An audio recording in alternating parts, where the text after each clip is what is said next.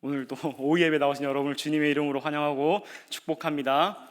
여러분 덥지 않으시죠? 제가 지금 긴장해서 많이 더운 거죠? 지금 여기가 덥나요?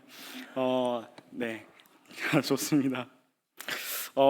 제가 이렇게 봤을 때 우리 성도님들은 교회를 꽤 오랜 시간 다닌 걸로 알고 있습니다. 그렇죠? 적게는 10년, 20년, 30년, 많게는 아마 40년까지도 교회를 계속해서 다니신 것으로 제가 알고 있는데, 교회에 오랜 시간 다니면 당연히 좋은 점도 있지만 가끔 조금 아쉬운 점이나 안 좋은 영향이 저에게 있을 때가 있습니다. 그게 언제냐면 저희가 말씀을 듣고 볼 때 너무 자주 보고 너무 자주 들은 말씀이면 읽기도 전에 그 내용을 아니까 읽기도 전에 그 내용을 그냥 알아서 생각하고 결론을 짓는다는 거예요. 예를 들어서 제가 오늘 설교하러 나와서 다윗과 골리앗 이야기를 그 성경 말씀을 읽고 만약에 제목이 뭐 불가능을 가능케, 뭐 믿음으로 이런 타이틀을 본다면, 제목을 본다면 아마 여러분은 제 설교가 시작하기도 전에 서론과 결론과 그 모든 메인 포인트들을 아마 잡을 수 있을 겁니다. 그렇듯 우리가 상당히 교회에 오래 다니면서 많은 설교를 들어왔고 많은 말씀들을 들어왔고 많은 성경을 계속해서 읽어서 저희가 너무 저희에게 친숙한 말씀은 쉽게 지나가는 경험을 했을 것입니다. 근데 이럴 때 가장 문제가 되는 건 뭐냐면 이런 것들로 인해서 그 본문 안에 더욱더 많이 숨겨져 있는 진리들을 저희가 잃는다는 겁니다. 그래서 저희는 말씀을, 똑같은 말씀, 저에게 친숙한 말씀일지라도 이 말씀을 다시 읽으며 더 깊이 하나님을 그 말씀 가운데서 경험하고, 또 한 가지는 뭐냐면 이 말씀을, 중요한 것은 계속해서 다른 관점으로 보는 게 너무나도 중요하다는 겁니다. 관점이란 거는 인간에게 있어서, 저에게 있어서 굉장히 중요합니다. 똑같은 상황일지라도, 똑같은 말일지라도, 똑같은 사람일지라도, 똑같은 물건일지라도 어떠한 관점에서 보는가에 따라서 그 결과가, 그 정답이 달라집니다. 제가 이번 겨울에 참 재미있는 경험을 하나를 했는데, 잠시 제가 준비한 사진을 혹시 띄워주시겠습니까? 여러분 혹시 이게 잘 보이시나요? 여러분은 이걸 보면 신발이라고 생각하십니까? 아니면 슬리퍼라고 생각하십니까? 슬리퍼. 제가 이거 이제 한 청년이 신발을 신고 교회에 한번 왔었습니다. 그래서 이 신발을 보고 너무너무 재밌는 거예요. 그래서 제가 빨리 막 달려가서 권사님 한 분을 막 불렀어요. 권사님 불러서 권사님이 보기에는 이게 신발인 것 같아요? 아니면 이게 슬리퍼인 것 같아요? 뭐라고 대답하셨을까요?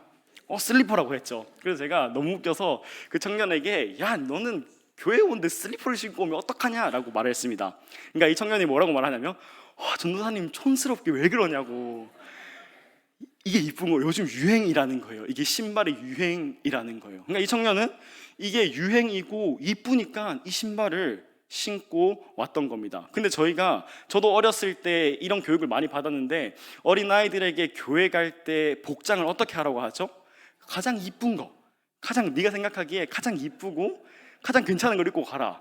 청년의 입장에서는 가장 이쁜 걸 입고 왔던 거예요. 그렇듯 우리가 관점에 따라서 이 똑같은 신발일지라도 이거 교회에 신고 와도 되나라는 슬리퍼로 볼 수도 있고, 아니면 하나님 앞에서 가장 이쁘다고 생각해서 신고 온 걸 수도 있다라는 거예요. 그렇듯 오늘 저희는 말씀 가운데서 그리고 두 가지 예수님에 관한 이야기를 조금 다른 관점으로 보려고 합니다. 그게 뭐냐면 오늘 저희가 볼 거는 예수님의 탄생과 예수님의 십자가 사건을 지금 저희의 관점이 아닌 당시 사람들, 유대인들의 관점에서 보려고 합니다. 당시 사복음서를 처음으로 읽은 사람들, 그리고 오늘 저희가 읽은 이사야를 처음 읽은 사람들의 관점에서, 그 사람들의 관점에서 예수 그리스도의 태어나심과 탄생과 예수 그리스도의 십자가 사건을 보고 이 관점과 지금 저희의 관점을 비교해서 오늘 말씀을 보려고 합니다. 먼저는 예수님의 탄생입니다. 유대인들은 아시다시피 자신들을 구원할 메시아를 기다리는 사람들이었습니다. 예언을 믿었으며 언젠가 하나님께서 준비하신 메시아를 이 땅 가운데 보내셔서 그들을 구원할 거라는 믿음을 가진 사람들, 그런 기다림을 하고 있는 사람들이었습니다. 그런 유대인의 입장에서 예수님의 탄생을 한번 보자면, 먼저 예수님께서는 남자와 아무 상관없이 여인을 통해서 이 땅 가운데 오셨습니다. 지금 이런 말을 하면 상당히 논란이 되겠지만, 당시 유대인들에게는 남성 우월주의가 상당히 심했던 것을 여러분 아마 아실 겁니다. 그래서 이런 말 하면 안 되지만 당시 사람들은 큰일은 남자가 해야지 라는 그런 마음들이 있었다라는 거예요. 근데 이 유대인들이 예수님의 탄생을 보았을 때 남자와 아무런 상관도 없이 오직 여인을 통해서 예수님은 이 땅 가운데 태어나셨습니다. 그리고 두 번째로 저희가 볼 거는 뭐냐면 예수님께서 태어나신 지역입니다.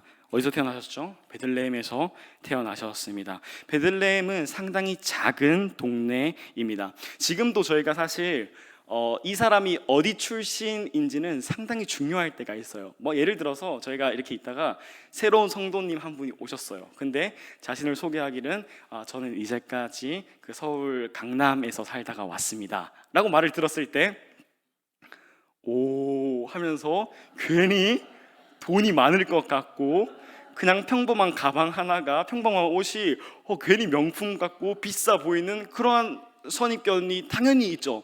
출신이 굉장히 중요한 거예요. 그리고 당시 상황을 지금에 조금 비교해 봐주면, 예를 들어서 제가 이렇게 나와서 설교를 하는데 그럴 수는 없겠지만, 예를 들어서 제가 죄송한데 저는 대학을 나오지 않았습니다 라고 설교를 하는 것과 저는 참 부끄럽지만 서울대를 졸업하고 받아들이는 게 전혀 다르다는 거예요. 그렇듯 예수님의 이 출신, 베들레헴에서 태어났다는 것 자체가 당시 유대인들에게 상당히, 그러니까 예언은 되어 있었지만 그들이 기다린 그 메시아 상에 상당히 안 어울릴 법한 거죠. 안 어울린다라는 거죠. 좀 이상하다라는 거죠.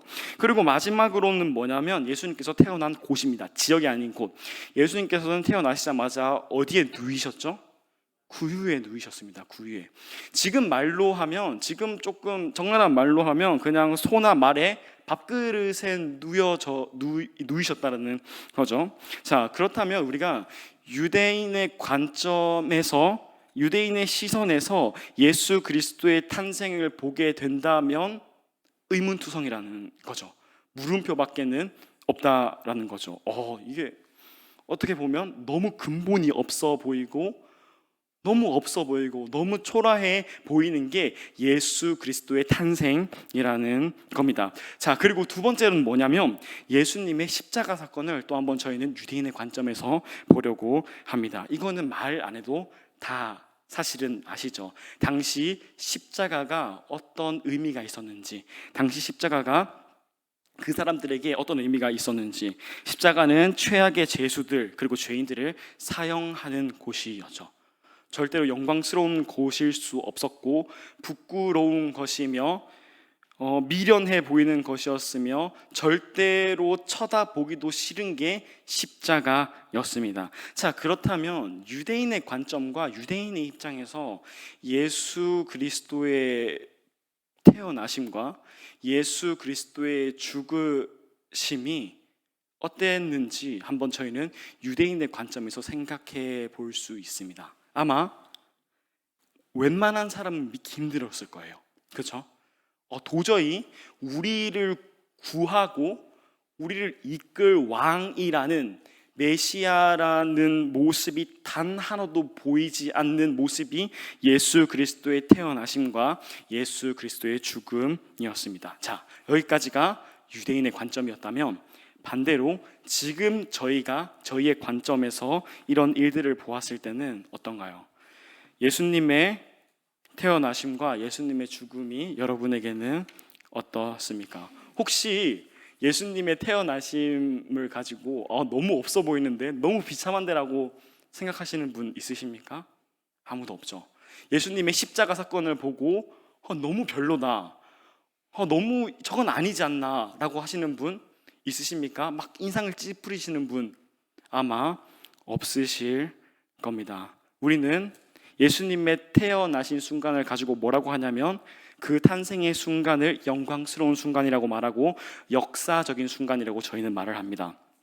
그리고 십자가의 죽음을 가장 아름다운 죽음, 그리고 영광스러운 죽음이라고 저희는 표현을 합니다.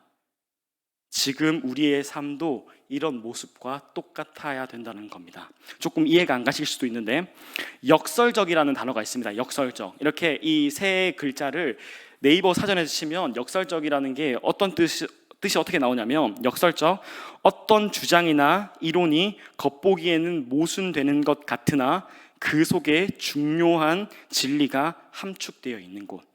다시 한번 읽어드리겠습니다. 역설적, 어떤 주장이나 이론이 겉보기에는 모순되는 것 같으나 그 속에 중요한 진리가 함축되어 있는 것.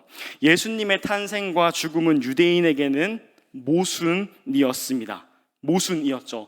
절대 흠모할 것이 없는 모습이 예수 그리스도의 탄생이었고 예수 그리스도의 십자가 죽음이었습니다. 하지만 그 진정한 의미를 아는 사람들에게는 이 모순 안에 숨어있는 중요한 생명의 진리가 있는 것을 저희는 압니다. 왜냐하면 그 길이, 예수님께서 걸어가셨던 그 길이 세상을 구원하는 길이었고 하나님의 말씀을 순종하는 모습임을 저는 알기 때문에 그 모습들이 절대 비참하거나 낮아 보이지 않는다라는 겁니다. 그리스도인의 삶 또한 역설적일 수 있음을 분명히 알아야 합니다. 저희의 가정 가운데에서, 제가 혹시 여러분의 가정을 잘 알지 못하는데 쉽게 말한다고 생각했다면 죄송합니다. 절대 쉽게 말을 하는 거 아닙니다. 우리의 가정에서 희망이 보이지 않을 수도 있습니다. 우리 가정 안에서 믿는 사람이 나밖에 없고 이 믿음을 지탱할 수 있는 사람이 나밖에 없는 그런 비참한 순간 가운데 있을 수도 있습니다. 남편이 혹은 자신의 부모님이 혹은 배우자가, 자녀가 도저히 하나님을 믿을 기미가 보이지 않는 절망적인 순간 가운데 있을 수도 있고, 재정적인 어려움이나 건강의 어려움 앞에서 도저히 하나님을 경험할 수 없을 것 같은 좌절적인 순간이 있을 수 있습니다.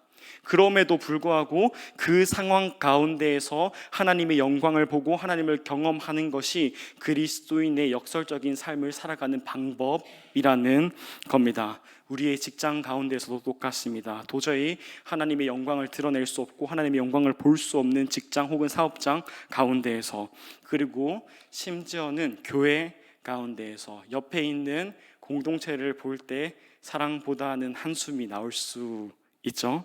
그리고 사랑방 안에서 이 옆 사람이 나에게 시험이 될 수도 있습니다. 그럼에도 불구하고 그 자리 가운데에서 하나님을 보고 하나님을 만나고 하나님을 경험해서 그 가운데 하나님의 영광을 볼 수 있다면 그것은 가장 복된 자리이고 그 순간이 영광스러운 순간이라는 겁니다. 저희 예배 가운데에서, 그리고 이제 사랑방에 들어가서, 그리고 이번 주는 수요 예배를 각자 집에서 드리죠. 아마 여기 계신 어떤 분들은 수요 예배를 집에서 혼자 드려야 될 수도 있습니다. 세상이 보기에는, 그리고 밖에서 보기에는 수요 예배 그 종이 쪼가리 하나 들고 예배를 드리는 그 모습이 비참해 보일 수 있고 없어 보일 수 있습니다. 근데 저희는 압니다.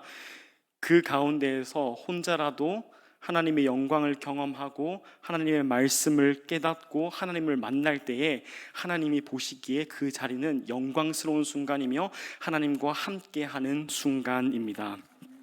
결론입니다. 예수 그리스도를 통해서 우리는 우리는 신앙생활이 역설적임을 알아야 합니다. 예수님의 탄생 그리고 십자가 죽음이 보기에는 절대 영광스러울 수 없었지만 그 순간이 가장 영광스러운 순간인 것처럼 우리도 우리가 서 있는 이 자리가 눈에 보기에는 영광스러울 수 없을지라도 이 자리에서 하나님과 함께 한다면, 그래서 하나님의 영광을 마주한다면 그곳이 가장 영광스러운 자리일 것입니다. 이제 저희 영신교회 성도 여러분이 하나님께서 맡겨주신 삶의 자리 가운데로 나아갈 텐데, 아마 웬만하면 그 삶의 자리의 문제들은 지금 당장 나가면 변화는 없을 겁니다. 그렇죠? 그럼에도 불구하고 그 자리 가운데서 하나님과 함께하고 하나님의 영광을 마주한다면 그 자리가 저희가 진정으로 있어야 될 자리인 줄을 믿습니다.